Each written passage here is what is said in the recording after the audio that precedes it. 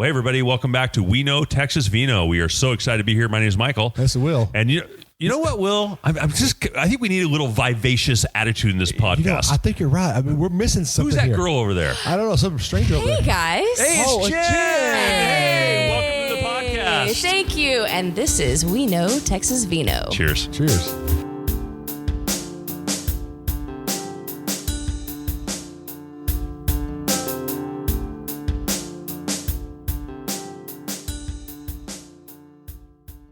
Hi, this is Jen from We Know Texas Vino, and we're so excited. We're at a new place, new location. That's right. We're actually in a bunker. Are we in a bunker? We're in the cave. We're in a cave. Yeah. So, cave of wonders. Well, you know what's funny is driving over here, we were laughing so much about some of the funny things we did this morning. That was a lot of fun, right? That was pretty cool. And we almost missed the turn. And now we're in a cave. I almost feel like we're being punished. We're in timeout or something like that. But yeah, it's pretty cool. But it's a really beautiful area here. It's really fun. The winery we're at, we're going to showcase today. We're so happy to be here, and it's cool to be in a cave. They obviously put very intentional thought into this. It's really cool. I've taken like 87 pictures. Yeah. So it's pretty awesome. I mean, the minute they opened the door and let us come down, I mean, it's just like, wow, this is impressive. Yeah, we want to put a camera that zooms into people's faces when they walk in around the corner, just have like a little reactionary video. It's kind of like a ride. Yeah. Actually, that's genius. I'd be like, can they do this? Put hands up too while they're coming down? that's awesome. Well, guys, we're going to have a great time today. This is episode 24, and we're super pumped with the first 23 episodes we've had have been very successful. Yes. Will, just the last episode, you were talking about the 13 countries we've reached now, which is pretty cool. I mean, everywhere from where? I mean, you've rattled them off. We have Germany, we've got Australia, New Zealand, Isle of Man. Isle of Man, that's our Mexico, Mexico. Canada. We love our Canadians. Canada, that's very cool. So we're here at Slate Theory Winery today in Fredericksburg, Texas, showcasing another Texas winery, which is going to be totally awesome. So episode 23, and Will, real quick, why don't you review how people can reach out to us? Well, you can find us on our newly created website called WeKnowTexasVino.wine. Thanks, Jen. You can find us on Facebook at We Know Texas Vino, and then at any major broadcasting station. Yeah. Does it broadcasting station? You can call it that. You can call it whatever you want. Yeah. Wherever you can listen. Wherever you can listen. Yeah, you'll find us. If you look, you'll find us. So speaking of looking, we have two awesome young people here today. This is Chase and Emily, and they are the children of the owner, probably owner as well. But welcome, Chase and Emily, and what a pleasure meeting you guys. Tell us real quick about yourselves. Yeah, so Chase. I grew up in Midland, Texas. I don't know if y'all are familiar. Oh, I was born in Midland. You were born in Midland? I was born in Midland. I understand you so much more now. Yeah. Oh, well, I don't know how I feel about that. Yeah, Midland. I got out there so fast. But either way, so from Midland, me and my family moved up here in 2017. And how we got in this wine thing, I'll get into that later. Yeah, we're excited to hear about that. Whole impulsive, long story. Wow. Awesome. And then Emily. Hi. I'm Emily. Yeah. Hi. I actually went to grad school for viticulture, and then when I graduated, I came back down here because I didn't want to live in the high plains. Strange. I don't understand why. Yeah. And it's closer to home. I'm from D'Hanis, Texas. Oh, so it's nice. an hour and a half from here. Yeah. Awesome. And I actually met her on her first day so we had another winery called Slate for a little while. Yes. Yep. And I went over there we were going over there to talk grapes for consulting for planting. And it was her first day on her new job, and she got to give me the tour, and I got her number for business purposes. Nice. Wow. And now she's my wife. Purposes, quote unquote. That's a smooth. To all our listeners out there, that's a really nice move from a male perspective. Like, listen, I've got this company. I'm interested in learning more. Pick your brain. May I have your number, please? Can we go do some wine tasting too while you're at it? Right. That is a beautiful thing. Well, let's dive into it for sure. And we're just excited to know you both. And we're here to showcase your guys' winery today called Slate Theory Winery. And Chase, how did it start? I mean, you were at one place at one point, and then was it Dad? Was it you? What was the brainstorm? What happened? It was kind of a mixture of both. So we knew we wanted to come to Fredericksburg. To what capacity and to do what, we weren't real sure. And so I have 4 sisters and 2 brothers, and we originally moved down to Fredericksburg to get in the wine business, or the wedding venue business. And so that's what brought us here. So we have a 200-something acre ranch that's called La Bonavie, and it is our wedding venue. And there's there's about 100 plus acres of climb fields on that property. And we started hearing that the demand for Texas grapes is huge. And so that kind of sparked our interest. No farming background at all. Just oil washes. Just kind of like all the above. Except wine. Didn't drink wine. And so I was sought out. I was looking for consulting. We knew we wanted to plant some grapes, and I'm looking. Your listeners can't see, but I've got tattoos, and I used to have real long hair. I look like I might sell you some weed, honestly. What was that again? Yeah. What was that? The first time I met him, he was wearing Gucci slides. Hey, listen. Oh, what's up? Yeah, players got to play.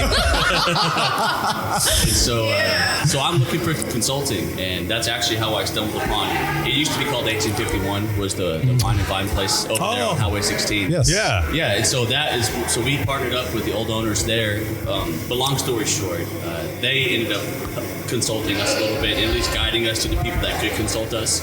And so we, in the last 4 years, have planted 110 acres of Wow. here That's in impressive. County. Yeah. Wow. That is And really impressive. Being thrown in the fire, and I'm glad that she was by my side because I literally didn't know anything about vines. I knew how to run a tractor because we had a 2,000-acre ranch in Sutton County in San Angelo. Right. And so I was, rock picking and I was just, clearing fields. And so at least that kind of translated into this vineyard situation. Yeah. But either way, this property we're sitting in now, this cave was not here. We built this, but the old tasting room up there, it used to be called Torre del Pietra. I don't know if y'all are familiar with that. Mm-hmm. So they're one of the longest running wineries here, I believe. I might be wrong, but like late 80s, early 90s, around there. Okay. And that property came up for sale and we jumped on it. Wow. And the name Slate Theory, that comes from, when you're born, the blank slate theory, it's a theory. You're not born with any knowledge. You learn everything, right? And so that was me and all my family in this industry. We knew, and when you talk to people, everybody's always an instant expert. You know what I mean? Like that's just like the name of this business. I might throw a little shade, but shade needs to be thrown because everybody's an instant expert. Right. And so that is why we wanted to name this place Blank Slate Theory, because we'd be going around 6 or 7 deep to a winery. Trying to get some inspiration on what we wanted to do here, and none of us knew anything about wine, and so you kind of were almost looked down upon a little bit. It felt maybe not, but it felt that way. Right. Yeah. And so we wanted people to walk in and feel comfortable and have an edgy vibe, but also have classy, good wine. You can mix it, and so Absolutely.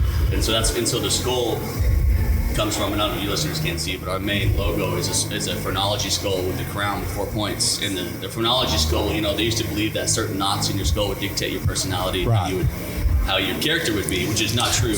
But we took the turns out of where all those lines are, and then we added the crown for the 4 children involved with this company. My sister Justine, me, I'm Chase. Cody does all of our labels, our art, anything that's artistic related at all, it's Cody. Wow. And then my sister Erica.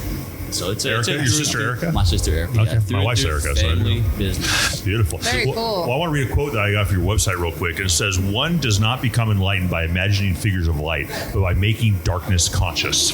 Yeah, that's Cody That's Jones. Cody. Okay, yeah. So go ahead, Will. So I want to say this. So when I first came to Fredericksburg for wine, for the first time for doing wine, I went to Grape Creek, and I saw the sign for this place, and I got online and looked it up, and looking at your website and reading about the website, I'm like, I got really fascinated about everything y'all do on here and about the mental state of Yeah. but the mentality of things. And I really, really was fascinated with this. And so this has been one of the places I've been wanting to come to every time we came to Fredericksburg. Oh, yeah. Well, it's got a cool concept, right? Yeah. It's attractive, and people are, inquisitive about it. Of course, they're going to want to be here. And look at this place; it's packed. I mean, on a Sunday, and people are here. They're curious and also investigating and trailblazing a little bit. So it's kind of fun. Yeah. So get into it. So there's something about it's different than some of the wineries we've been to. There's definitely a intentional philosophy here, and you're trying to. I mean, to me, it's very apparent that you're trying to make that kind of your cornerstone. Yeah, I mean, I'll go ahead and throw a plug in here. So the Big Silence is who we partnered up with, and we actually have a label called The Therapist and the Patient, and we just released that 2 weeks ago. And so half the bottle sales that those two generate, we put towards NAMI, or we donate to Big Silence, but that's who they use as NAMI, National Alliance of Mental Health. And so we just, shed some light on it. It's very overlooked, and in my past was a little shaky. It's I'll get into it. I mean, it hits close to home for me because I was around a lot of mental illness because I was at rehab for 3 years. Wow. And now I'm sitting here drinking wine, you know. But you can beat it either way. I was surrounded by that lifestyle, and so it just hits close to home, you know. And we just want to shed some light on it. And we felt teaming up with somebody that really, because you know we put in some footwork, but she really, Karina's her name, and she's the one out there really grinding and speaking the truth about mental health. And so like I can't do it justice enough. I wish she was here to talk about it, but I mean we really just wanted to, like I said, shed some light on it, man. Right. Wow. Well, it seems like, you know, even being maybe there's always something you want to help out, and there's always something. But this is one of the first ones I've seen where it works on around the mental issues that we're having in this country in particular right now. So it's really a cool concept. That's beautiful. Yeah, that's definitely one of the biggest things going on right now in this country right now is mental health. Sure. Yeah. You know. Such a faux pas. People don't want to talk about it. Yeah. Men don't go to therapists. Like what? What kind of crap? I is had to that? talk about my You know what I mean? feelings. Like that's where I'm going right after this. I'm going to my therapist session. So We're that bad. yeah, listen, man, I'm holding it together right now. No, rub some dirt on it. It's totally fine. Yeah, that's so cool. So, are there any additional things that you guys support? I mean, that's a big one in itself. that's But, you know, huge. we think it's awesome. But you know, you're part of a community, right? And so, what are there like things that you're giving back to the community? Are you mentoring? Are you coaching? What are some of the other cool projects you have going on? So, I mean, really, I'm gonna be honest with you. That's pretty much the only give back that we're doing at the moment. Just because this is such a large undertaking, like we are taking all of our energy and focusing on building this brand right now. I mean, because we're still really young. We've been open 18 months. Wow. And very new. And so, but also we didn't just open this place and build this crazy cave. We also planted 110 acres of vines, like I said, which is that's a whole job in itself. Right. And doing them both simultaneously, like that's a lot. And so we've been playing catch up, right? At least in the vine side and in the tasting side. I feel like we'll always be playing catch up. That's just the name of this game.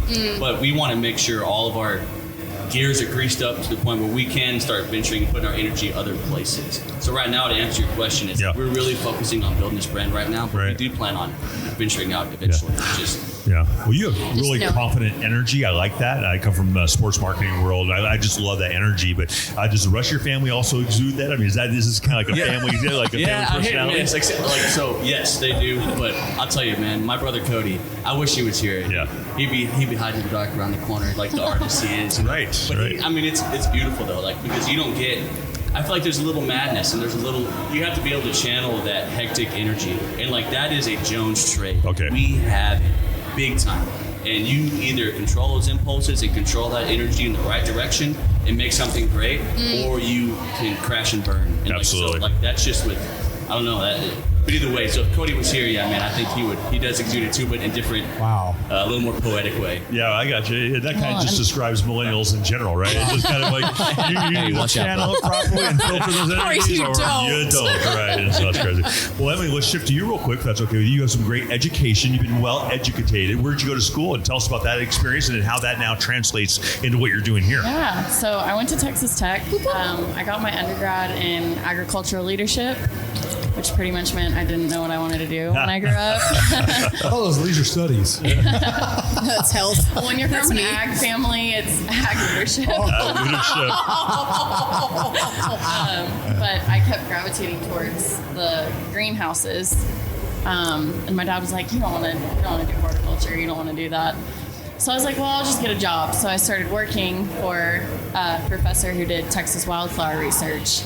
And when it came time to graduate, I told her I was thinking about doing grad school with her.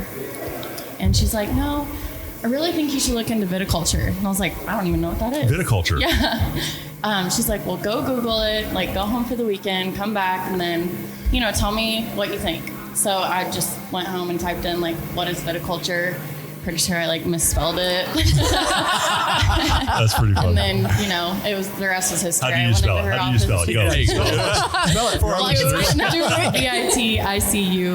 Okay, very good. Spelling bee champion. Yeah, there we go. Viticulture. So I really have her to thank for getting into this industry. But I managed the AgriLife Vineyard, which was a little 2-acre experimental block. I think there were 38 different varieties of grapes. Wow. Dang. Had no idea what I was doing at the time. A bajillion rootstocks. That's where I was doing my research as well.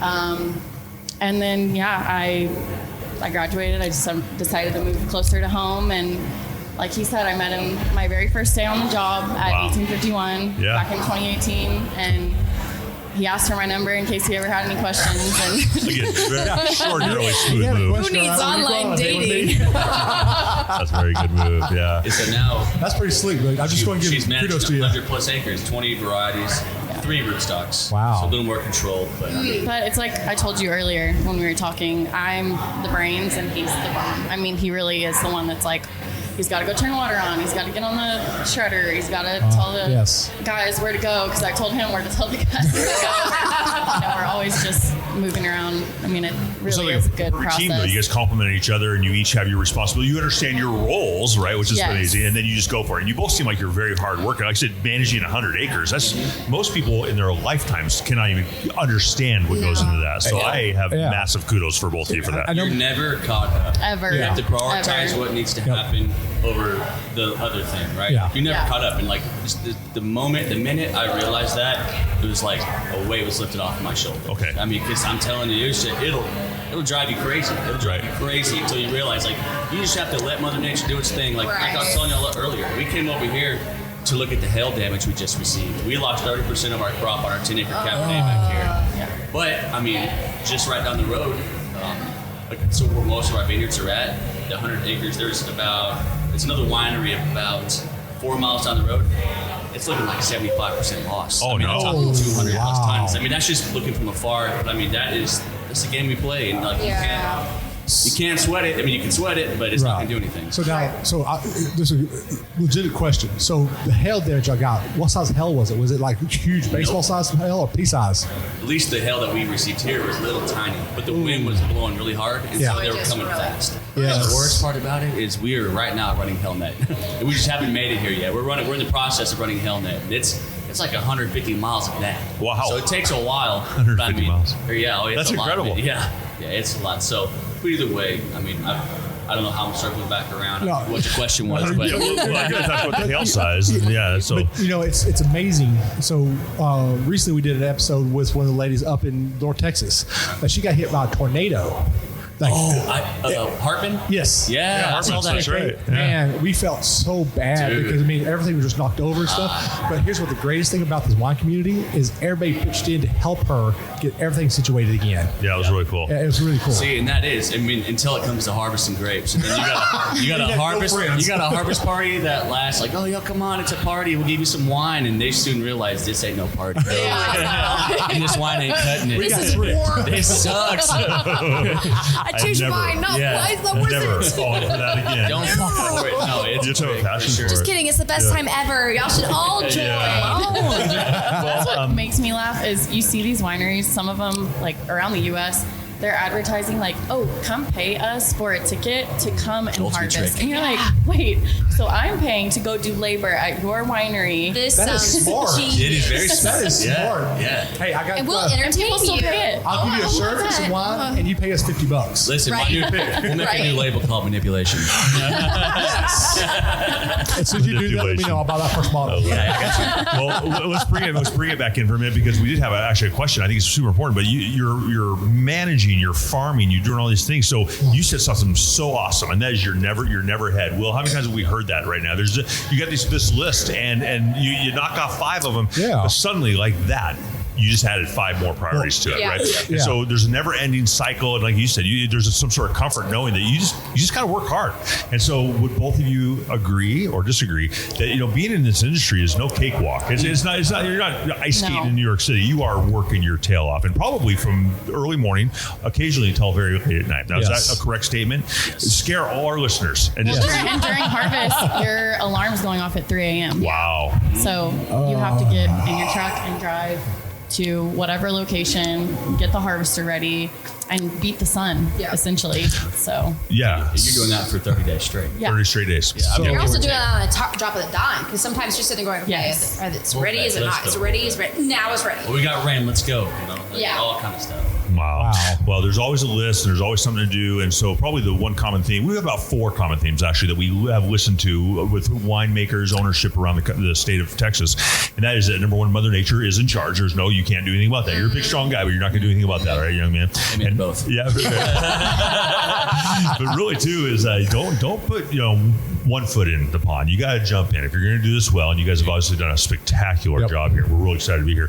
You got to go in. It's all in. It's 100%. And so, what is the vision? What are you and your family? What's I see what you've done now. What's the vision here in the next few years, Chase?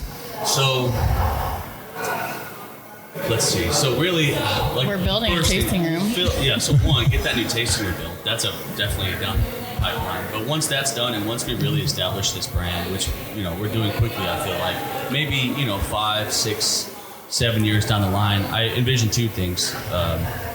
Planting more vines, which is I felt like triangles coming out of my throat.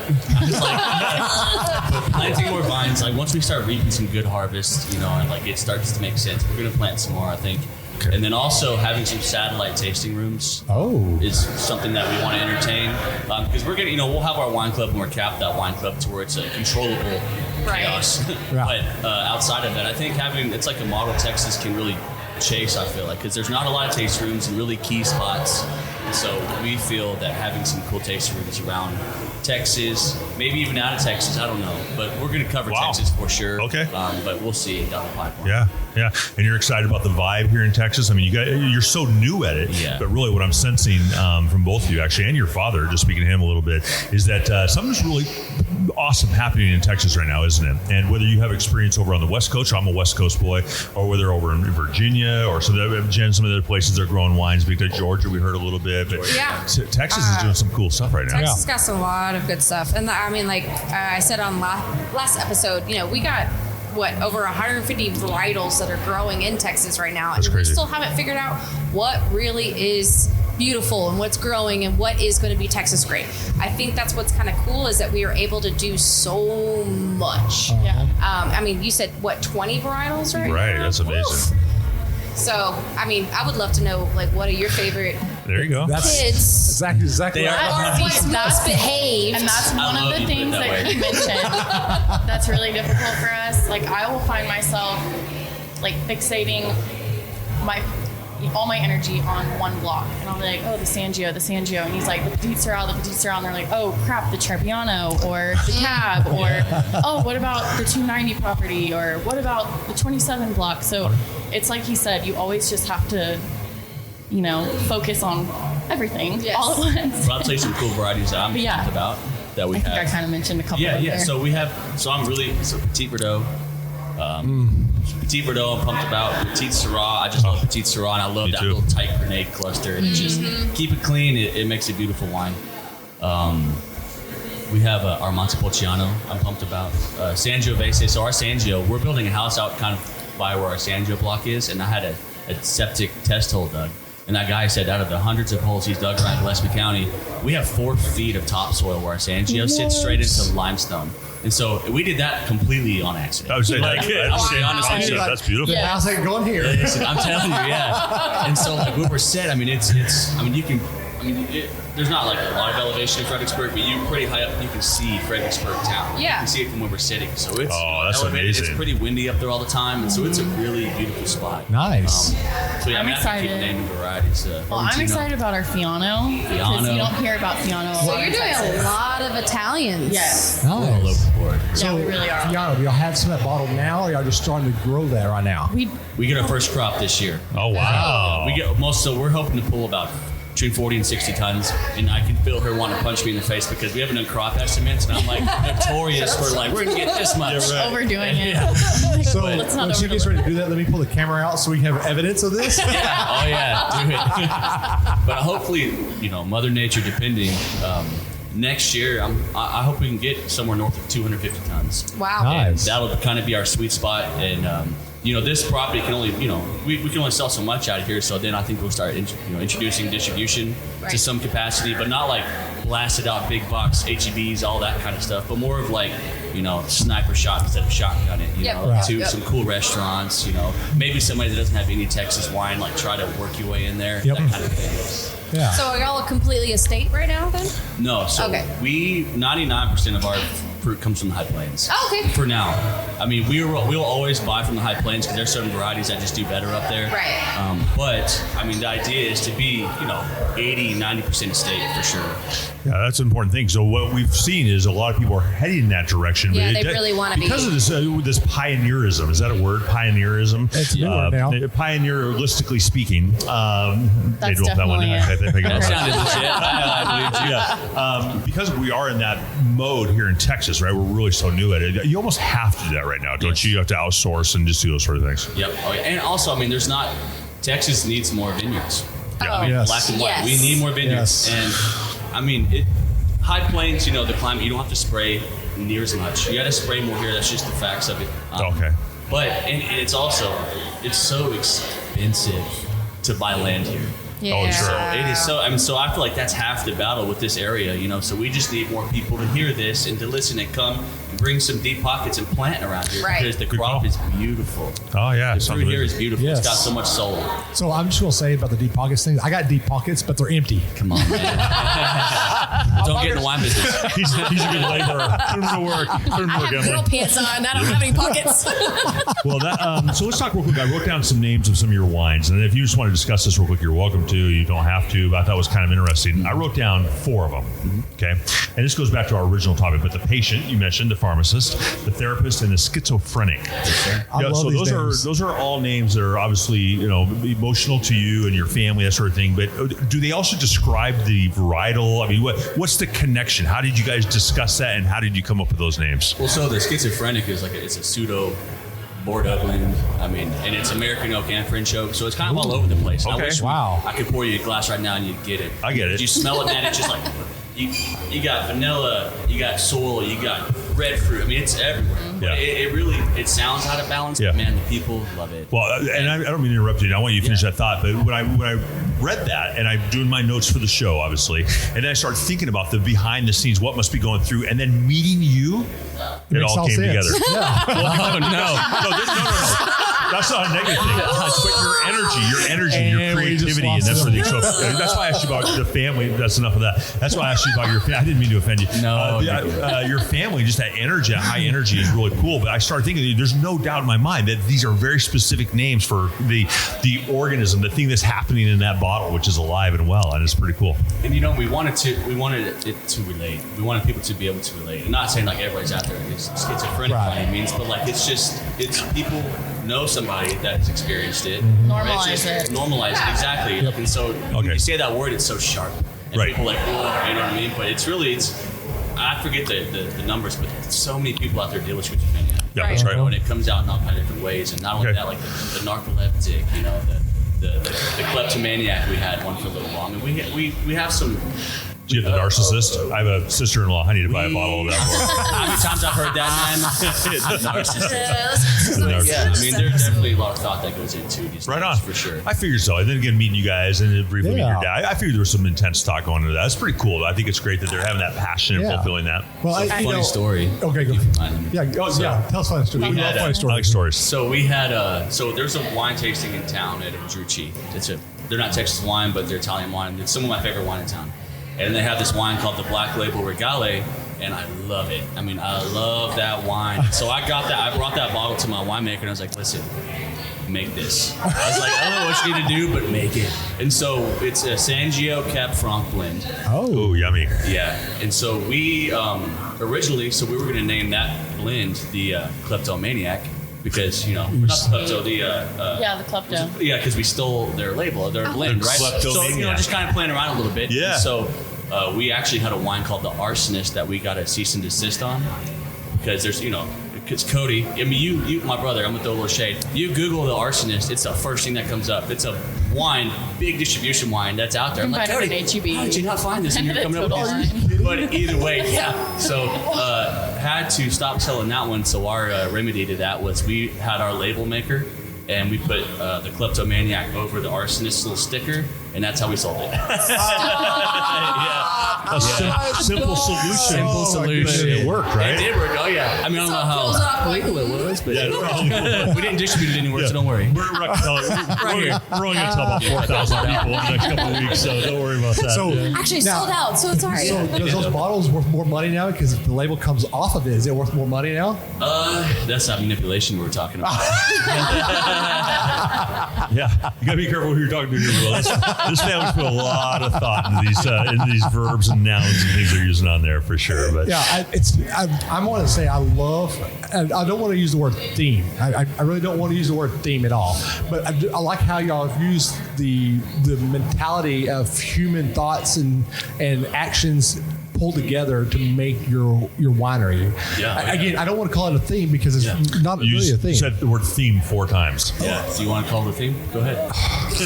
You have permission to call it a theme. So we're going to call it a I theme. get you though, man. How I about get it. philosophy? Yeah, and I agree. Philosophy. Yeah. There you go. A philosophy, yes, good word. I really love it. I mean, that's probably one of the things that actually attracted me to y'all's winery on multiple occasions. Yeah. And going to your website and looking at it and just reading it, because every time I look at y'all's website, I read something new every time. Cool. Well, someone's in charge of your social media, so I mean, Great is it job. you? Who is it? Yeah, someone's taking care of that. We have a in-house person that. Okay. Her name's Taylor, and we have a third party that kind of helps out with that. Nice. Man, social media. That's a tough one. Yes. That's a tough one to juggle. It is. Whole She used to animal. run our socials for Slate Mill, and you know it. You know, when you never go home stops. from work, you got to turn it off. You know, if you work Absolutely. all day, you have to turn it off, or else you're going to burn it at both ends, and it's going to be bad, right? I'm an engineer, so tell me. Social media, you can't really turn it off. Yeah, like you're always can't. getting tags, you're always having to do this, do People that. And so asking like, questions in the inbox. and she's a plant lady. Like she'd have shirts that says plant lady. Like she is like all things outside, and like that social media will suck your soul out if you let it. And Yep. so I'm glad we don't do that anymore. But there's people out there built for it. We just aren't. Yeah. Yep. Nor am I, and I agree with you. It can totally overwhelm you, and so that kind of leads into maybe something we should talk about here real quick with both of you, and that is there's positives and negatives to this industry, right? So, Emily, what are some of the things, some of the negatives that you're just like, how do I find a solution? What are some of the things that have been real obstacles for you as really the farmer, right? You're the one out there. You're probably the master out there. So, are there some things that are like, man, I wish I could change that, and how do I do that? And then what are some of the positives? And surely us drinking a glass of wine and big smiling is a beautiful thing. Yeah. What was that? I said that's such a big question. I know it's broad, isn't it? Yes. Maybe you can pick one thing that you just want to tackle. It's just like, I need to solve this. What's something out there that's happening to you? Me answer first. Well, I mean, there's like what we were talking about earlier, hail. Like you're gonna see. I got a feeling after this year, you're gonna see a lot more hail netting around the hill country. Okay. Yes. Yep. It's just that is a big one for us right now because that's just hitting so close because we just went through it. But but you said you nailed it, man. The positives, like watching people drink the wine that we make. Like I always just say this in the tasting room. I used to do tours, and I'll tell them like, if you see me in the tasting room, sitting across the room, just looking at you real creepy and smiling, just know it's from a good place. Because I'm watching you drink this wine, and I just have so much. I learned to love wine from watching how they make it and the work that goes into it before I learned to love the taste of it. Yes. And so like that little dual.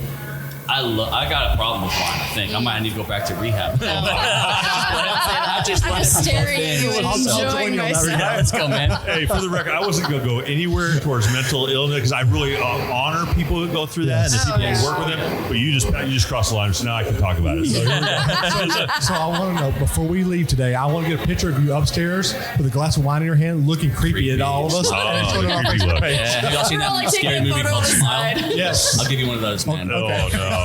You've been working on it. Oh my god, Emily, how does that make you feel that you're that he's so creepy sometimes? But you know, hey, don't answer that. So I'll tell you. I've been married. Since 2020. Yep. Oh, wow. Yeah, we Congratulations. were in COVID wedding. Oh yeah. Oh. Yeah, At a our good wedding year. venue, Yes. they're like, you can't have weddings. And we're like, watch us. Yeah, watch this. Stop us. But I will say another thing about your question. Yes, sir. I don't know if it's a negative thing, but one of the biggest learning curves ever was learning to. So there's managing a vineyard and there's establishing a vineyard. Two very different things. I love it. Yep. And learning to establish that vineyard was, and we also planted in a Klein grass field, that local native. And oh my gosh, it is relentless. And like for real, that Klein grass, like herbicide management is huge. And we probably lost a grow season to that Klein grass. Like we'd have had fruit on fourth leaf, but now we're pushing for third leaf on some. but Yeah. we're pushing fourth and fifth leaf getting our first crop just because of how choking that grass was. Interesting. So if I'd have gone back in time and done it again, Yeah, I would yeah. have done a few things differently, but that is Yeah. the name of the game. Wow. Learn from what you, Yep. your Lots of mistakes. learning Fail curves forward, in right? farming. Learn from that, then Yeah. you just might as well stop. Yeah, that's amazing. Wine grass, the best way to get rid of that is get you a plow out there and plow that field up. Give it a couple of weeks, plow it again. Oh, I know. And if I could have done that prior, we just planted straight in the grass.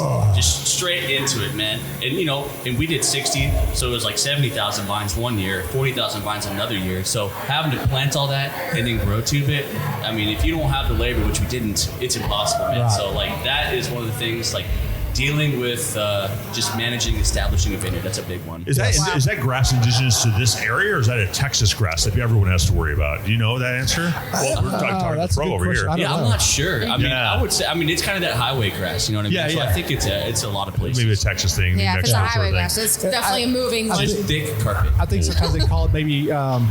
So you got alfalfa, coastal. It's almost like a coastal hay. Yeah, coastal. Yep, coastal Yeah. cline is what we planted. Yep. Yeah. Interesting. Wow. So you guys have a great thing happening here. Obviously, we're pretty impressed with it. It's just amazing. But talk to us about your wines.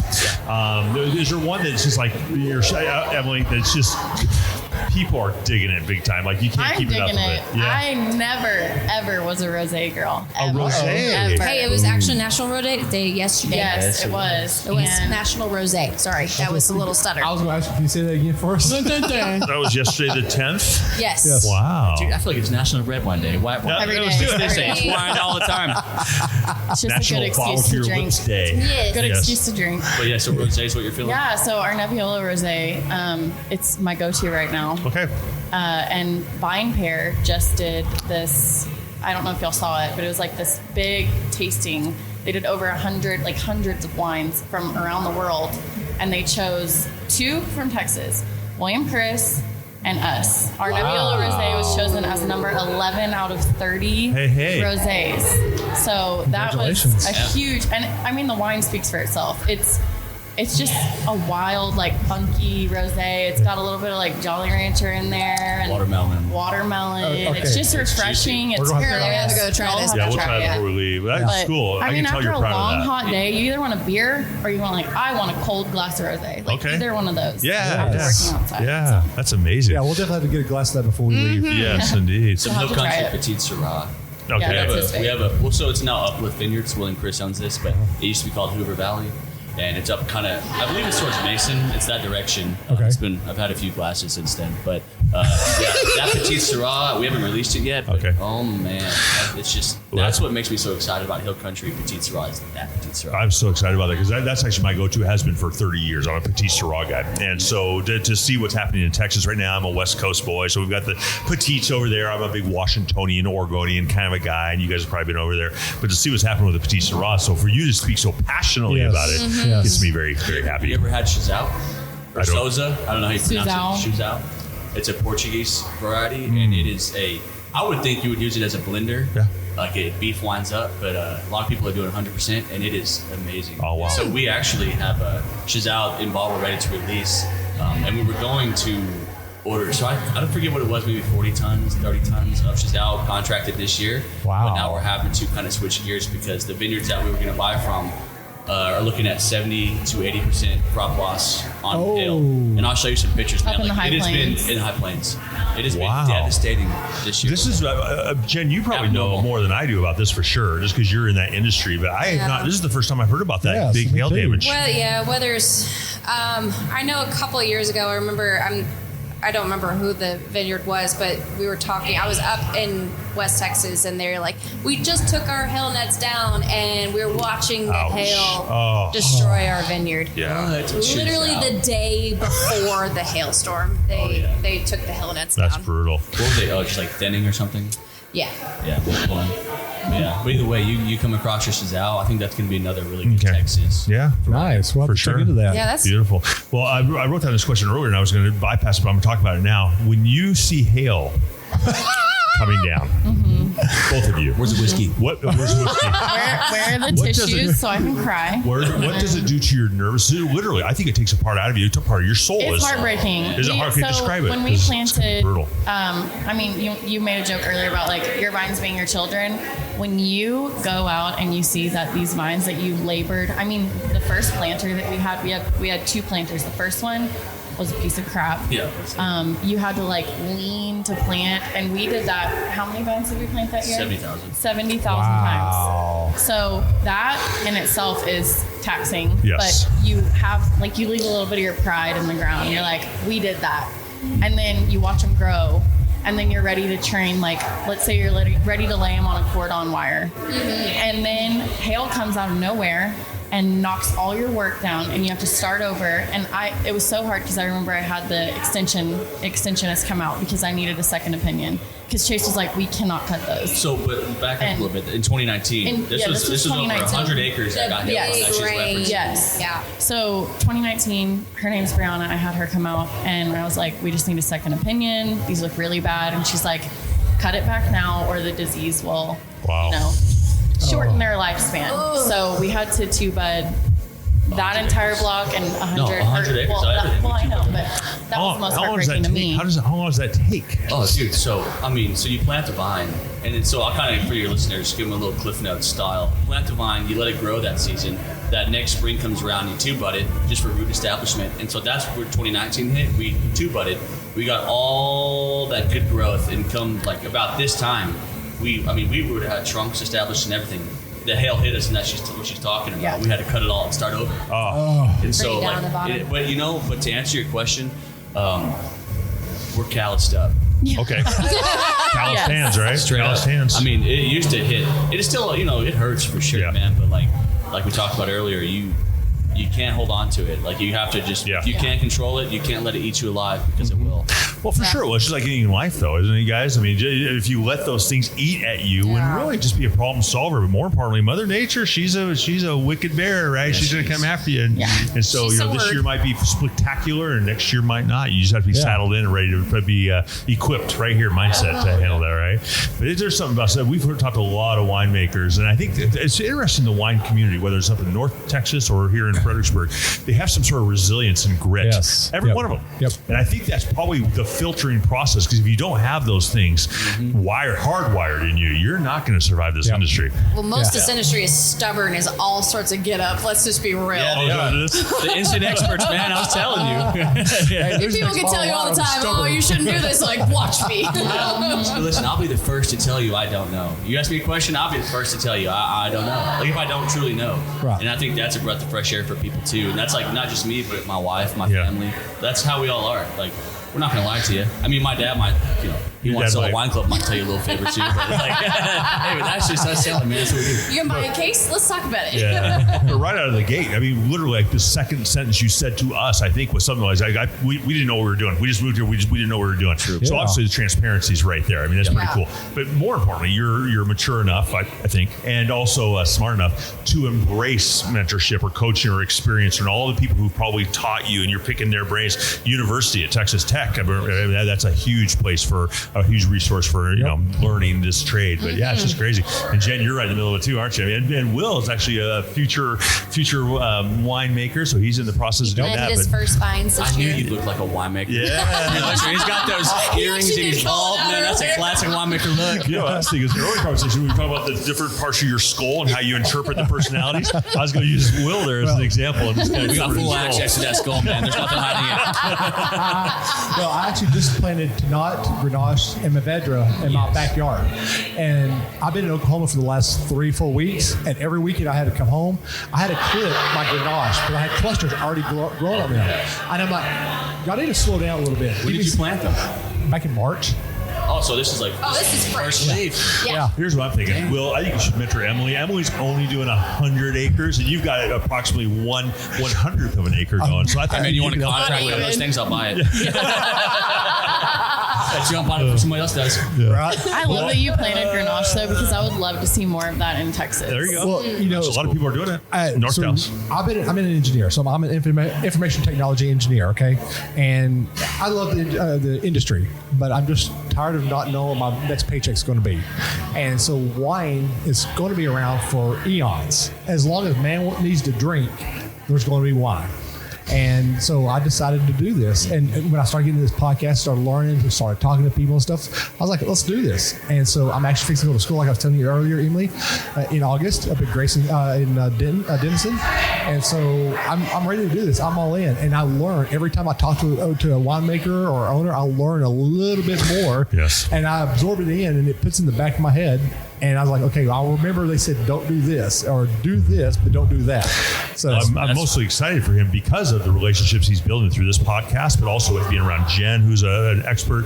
But just I'm really excited for you, Will, to be around this community because that's one of your passions you're going for. So people like this, you want to be friends with them. Yeah, obviously we're going to be friends now. Because if you need something, just come up to the North Texas. I've got a little small 4-inch acres there. Yeah. Well, I mean, you picked some cool varieties though. Did you have some advice on that? So it sounds like it. Those varieties are definitely kind of like up and coming around here, especially tonight. Yes and no. So Amy from Texas Wine Lover Out said Lisa from Rancho Serrano up in North Texas had some extra vines she was going to sell.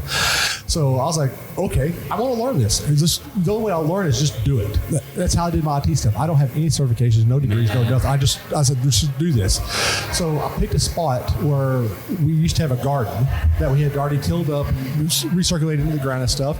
And I went out there with my little handheld tiller and I tilled up the soil. I took a hoe and made a point on it and just cut the soil down. And then I grabbed a big handful of soil and I found some organic fertilizer for grapes, mixed it in with that soil, and I got on my hands and knees, started putting the vines in the ground. And, old school. And then I even put a little soaker hose right next to the roots, and then put dirt on top of it. So when I turn the water on, the roots actually get the water right away instead of hitting the soil and then it evaporated before it hits the roots. Yeah, we got 100 degrees coming up, man. I've been watering for 4 or 5 days, getting those roots wet. You bet. Yeah, absolutely. Well, you guys wrap it up here. So you from your heart, what do you want to say about this amazing business model, what you've done here with the cave, and of course your great tasting room upstairs? Anything you want to finish with before we kind of wrap it up? Man, I mean, just come see us. I mean, you people always say family and business don't mix. Come see us because it's working here. I mean, we truly are a family business and putting our entire hearts and passion into this. That's really and cool. You come in here, you feel it. Yep. Yeah, and I'm kind of along the lines of that. I just hope that you can taste that in a glass of wine whenever you drink it. Yes. Awesome. Very cool. Very Awesome. cool. Well, we're grateful, Jen and Will. Slate Theory. yeah. It's amazing. So fun. I think they overachieved here. I didn't know what to expect coming in. I just knew it would be more of a philosophical discussion. I think we had way too much fun there, every guy. And so it's really enlightening. There's no doubt in my mind I'll be coming back here for sure. And I think you guys probably feel the same way. Definitely. Yep. Okay. Well, we're going to move on to part 2 here in a minute and do some education. We're blessed to have Jen here with us today. We're going to do some education. I hope you guys will stick around and participate in that as well. But this is part 1 of our podcast, and we're excited. So, Will, you good? Yeah, I'm good. We'll be back in a minute, right? Yeah. Cheers. Cheers. Hey, this is Jeff Coe from TexasWineLover.com. We're here with Will, Michael, and Jen from We Know Texas Vino. And this is Amy Nemec with the Texas Wine Lover mobile app. We're wrapping up the interview and moving into the wine education portion of the episode, so stick with us.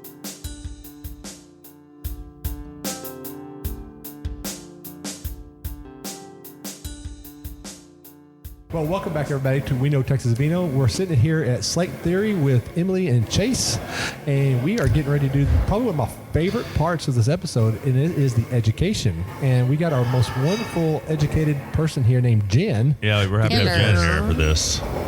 Yeah. You're the smart one. I'm here to help y'all. That sounds good. Yeah, because, Michael and I can't help ourselves. It's okay. Google can only go so far. It does. Well, what are you teaching today, young lady? So we're going to keep on going with the whole education of before it goes into the bottle. What's in your glass of wine kind of thing. And so we're going to talk about the wood portion of the vine itself. Oh. So, you have your different types of wood. Okay, so you have your 1-year wood that's going to be more of your spurs. So that's where you're going to get all of your grapes and all that kind of fun stuff. Then you have your permanent wood. That's going to be more of your trunk. right? So you have your tree trunk. And then you have the roots. And, you know, one of the things that you hear about when you are going through talking to actual wineries and all that is root stock and what that all means. And so we're going to talk about really majority of root stock today. And if y'all didn't know, a lot of root stock, well, actually all root stock comes from American vine. That's amazing. Really? So, you know, a little old man named T.V. Munson Yes. really started this whole shebang. Went all over Texas, all over the country, and he stopped in a little place in Denison, Texas, Yep. and really saved wine industry in Europe. So I really want to talk about rootstock today because I think it's magical. And since we do have some amazing educated people on rootstock, Well, at least one of them's educated. well, The other one pretends.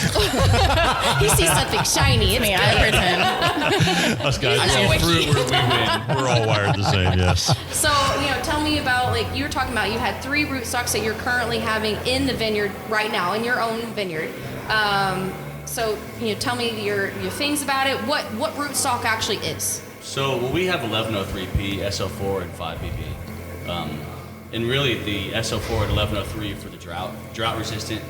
There's a couple of studies and there's some pictures that they show, and I'm terrible at remembering and referencing, but the size of the roots and how deep they go and how wide they go versus other rootstocks. And 1103P is a big outreach, and so you have droughts, those roots are deep and they're wide, and so they're getting all that water. And so that is most rootstocks you're going to see in Texas, at least from what I've seen and people I've talked to, it's all SO4 and 1103. But the 5BB we have because it does really well in limestone, and so we actually have Petite Syrah on all 3, and it's going to be really cool to see the different quality of the fruit. And so we, so 5BB, 1103, and SO4 is what we use mostly. Very cool. Interesting. And then have y'all experimented with any other types, or y'all just, that's the 3 that you have really gone to? The 5BB is the experiment. Okay. Oh, okay. That Okay. is going to be, and so like it's 1,800 vines all on 5BB. I don't know if it's 5BB or DB. 5BB. BB. Yeah. Okay.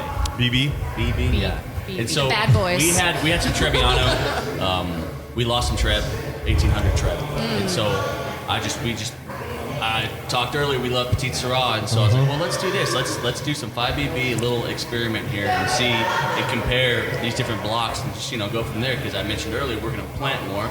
We might be planting more 5BB. We might just see what works and how the quality of the wine changes. Interesting. But yeah, I mean that's all we deal with really. Very cool.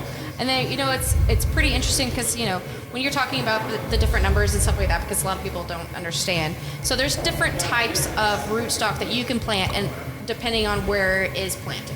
So you have the Texas different types, and there's tons of different types. It depending on your soil, your climate, and that's how you pick out the rootstock that you're going to use for that grafting of whatever vine you're picking. Yeah, I mean drought resistant.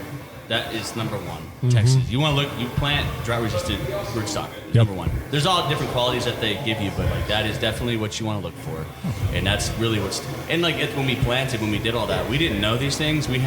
So John Rivenberg, he's the 1103P.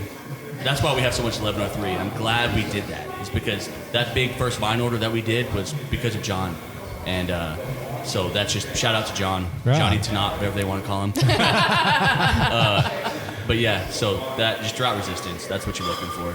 Nice. And I actually so we had 7 acres of Primitivo that we planted. Speaking of grafting, and so that 7-acre block is surrounded by 45 other acres. Different blocks, 10 different varieties around it. And for some reason, when we planted it, everything was popping, looking good, looking great, except for that block. And we couldn't figure it out. And this was after we had that crazy freeze, and so maybe we're like, oh, well, maybe that Primitivo. People say Zen and Texas don't mix real well, so I was like, well, maybe that's it. I don't know. Well, turns out we had Crown Gall wipe that block out. I mean, complete. And Crown Gall, I don't know if you've seen it, but it looks like just nasty, black, moldy, gross, just Big ball nastiness. on The graft. Yeah. And so that's what we were seeing. And so we ended up pulling a bunch of them out, and we pulled out what was dead then, but the other ones weren't showing symptoms until now. Yeah. And so we're actually going to be pulling all of that, and we're going to be replacing it with Petite Syrah and Cap Franc. Hey, Varieties you I know. get down with. Yeah. But so, I mean, there's all kind of stuff that goes into the grafting. That's a little over my head, but I do know that you need clean, sanitized grafts. Right. And you need to take care of them. Interesting. Sprays, everything to take care of. And grafting, so all the normies out there, grafting is when you take two roots and you put them together pretty much. And so they look like a puzzle piece. The best way to explain it to. Well, and so really, depending, it's a stick. Yeah, You it's get just the, a- You get the stick, you got like the Merlot. Right. Or whatever the varieties, and then they're going to take that, like you said, like the roots pretty much. And you're going to get it, and when you plant it, it's literally maybe like a foot long, and 6 to 8 inches of that is the root. With 2 little buds on top. Two little buds, Be very yeah. careful with those things. You know, we learned from up at KK from the Hartmans. You know, she was saying that they would cut off the top when they wanted to do something else. Yeah, leave yeah. the roots in the ground, cut the top off, and graft something on there. And they say they cut the time in growing grapes and fruit in half. And I'm like, when she said that, it blew my mind. I'm like, really? Aha moment. You could do that? I got excited because you know when you first plant your vineyard, you know you got to wait 3 years to get good fruit. Right. And when she said that, I was like, oh, now I can wait 1 year. So we entertained that idea a little bit with we have some black Spanish up front. So when we bought Torre Pietro, there was black Spanish up front, which we kept, and there was like Blanc du Bois, Primitivo. There's a bunch of different varieties in the back. It was a lot of disease was in that, so we decided to pull it out. And so when I was pulling it out, this is my introduction to Grape Creek meeting those guys. I had a big Volvo, like big ass. I don't know if No, it's okay. You're big good. That's Volvo, all right. big Volvo, and it only ran in low or high. And that thing is huge. And so when I'm running it in low, it was dying on me when I was trying to pull those vines out. And so I had to run that thing in high. And so I'm bouncing around, pulling those vines. And that's when they're over there building Heat Sparkling. And so it's all the crew, and they're like watching, like, oh, hey neighbors, like, welcome to Peaches Poop In. I'm just like bouncing around. Oh, that's great. But my point is, when I was pulling those up, I didn't get all the roots. And so all that disease was still out there. And so we planted 11,000 Cab Sauv vines on SO4. no. And we pulled 6,000 of them last year because of Pierce's disease. Oh, Pearson's, man. yeah. And that drought that we had, within a month, there's just dead. And Pierce's disease looks so rough. It's just, it burnt up. You know, really, it's the Matchsticks it's- everywhere. Yeah, they're pretty much calcifying inside, and it's restricting the nutrient flow. And so Oh, they just man. pretty much suffocate. Yeah. And so we had to pull them all up, and we just replanted Cab back there. But depending on how it goes the next 2 or 3 years, there's a lot of varieties now that they're coming out with that are Pierce's disease resistant, and there's one that's a cross between Petit Syrah and Cab Sauv. Oh. I think it's really interesting. And I know Bending Branch, I've seen they've planted some this year, and I'm really curious to see how that goes. Because I definitely, if the wine quality's good, if it's not all foxy and just, you know, if it's good stuff, then I really think that if we still struggle with that Pierce's disease back there, we'll plant 10 acres of that Petit Syrah Nice. Cab Sauv blend. We'll see. I don't know. Yeah. But it's really interesting. But it's really funny because that's one of the things, especially I've been hearing in my background, is that you listen, you're like, okay, so just tell me how that works for you, and then maybe Yeah. I'll figure it out. Yeah, you be the It's guinea not pig. necessarily like, oh, I'm gonna go ahead and jump on this. Like, no, I'll wait till someone else does it first. And I wish, so we have our biggest block of whites that, I'm trying to get off the tangent. No, you're good. But we have 12 acres of Sauv Blanc. And Sauv Blanc is the most trunk disease prone variety you can plant. And planting that in Texas, at least that's what studies and that's what I've heard at some of these symposiums and things I go to with the people that actually know are teaching. And so, and so we planted 12 acres of it. And we'll see how it goes. They look good. We're getting a crop this year, but I'm like, man, disease prone vine in Texas, like, we'll see how that goes. I Right. don't know. We'll see. Awesome. I wish a little like, more like Fiona playing with God, right? Latino. It is, yeah. I wish I'd been like, what works? All right, that works. All right, we'll plant something else. Nice. Awesome. Very cool. Cool. Well, I appreciate that, Jen. That was awesome. It's so fun learning. I Yeah. just sat here like in awe. Here's what's funny is Emily was going to answer all that. Right. And Chase ended up doing the whole thing. Sorry. Fine by me. I'm just sitting here sipping my rosé. She's sitting over like, my turn's going to be sometime today. I'm used to it. I'm used to it. Well, we're grateful for you guys, and Chase and Emily, thanks for spending some time with us Yes. today. Yeah, You thank you exceeded our so expectations much. for sure. I'm Oh just my really gosh. proud of you guys and what you're doing. I love your energy. It's so amazing. Actually, Chase, your energy reminds me of my family, my brothers a lot. I'm just kind of scary because we used to fight a lot. Should I call you Dad? Yeah, what's that? Thanks, Dad. Yeah, thanks, Dad. Thanks, Mom. And so, we're very grateful to be here. And then what? So before we go to his quotes, Yeah. So where can people find y'all at on social media, on the internet, all that good stuff? Just Slate Theory Winery. Yeah, you Google Slate Theory Winery or our Instagram, Slate Theory Winery. We're right here on Highway 290, right here at or I guess would it be Stonewall? Stonewall, Blumenthal You're in area. the weird you're in the spot. wall. Yeah, We're right. slatetheorywinery.com. Yeah. Okay, awesome. Slatetheory.com. Slate Theory Yeah, one of them. You Winery. Google Slate Theory. Yeah. Hopefully. You'll find us. If not, we need to talk to our website. That's awesome. Well, cool. Well, we have a couple sponsors real quick. Let's talk about it. I know we have them here in Fredericksburg. We're here right now. So we have, of course, the Texas Wine Lovers app. We're going to see them tonight and do a podcast with them. It'll be fun. I'm sure you guys are familiar with that. That's pretty fun. Yeah, there we go. Yahoo, that's awesome. And then we also have, of course, the Texas Wine Club, which we're super fond of as well. So definitely check into that. And those are great sponsors for us. Yeah. And so with the Texas Wine Club, if your listeners our listeners go out there and sign up using We Know Texas Vino as one word, you can get 50% off your first shipment. Oh my gosh, that's a great Yeah. deal. So Pretty good deal. y'all signing up tonight? Yeah, I guess I will. There you go. Get that Awesome. case discount. Absolutely. Well, quick takeaways, you guys. So it was a really fun podcast. I'm glad we got to do it. It almost didn't happen. Yeah. And so, I'm Yeah. glad. So, Will, go ahead and kick us off. What was your takeaway from today?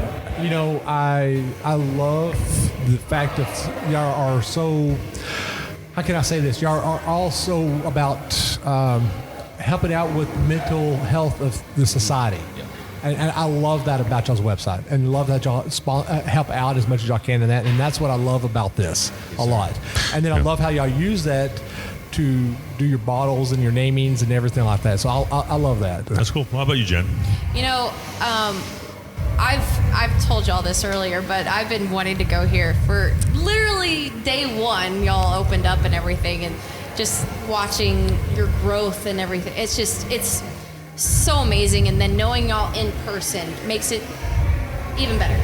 Yeah. So I appreciate this so much. Y'all have no idea. That's Thank you for wonderful. letting us talk to you guys. Absolutely. And mine is just basically, I love the whole family atmosphere thing. And we've had a few, places we've been to that are family orientated. Yeah. This is a great example. I love the fact that you guys are so passionate about it. And I think you probably represent your family really well. But I love that family unit doing something really cool in a very interesting part of Texas. I mean, Fredericksburg is hopping, right? And so there are a lot of people trying to make some noise here. And I think you guys are doing that. That's a compliment, by the way. So well done. So Huge noise. Yeah. So we were grateful. So I have a couple quotes I always finish with to end our episode here. And here's the first one. Yoga class. I thought you said pour a glass. That was the first one. That's for our friend Chris up in Dallas, right? Yeah. And then the last one is age and glasses of wine should never be counted. So from Fredericksburg, this is Michael. This is Will. This is Jen. Cheers. Cheers.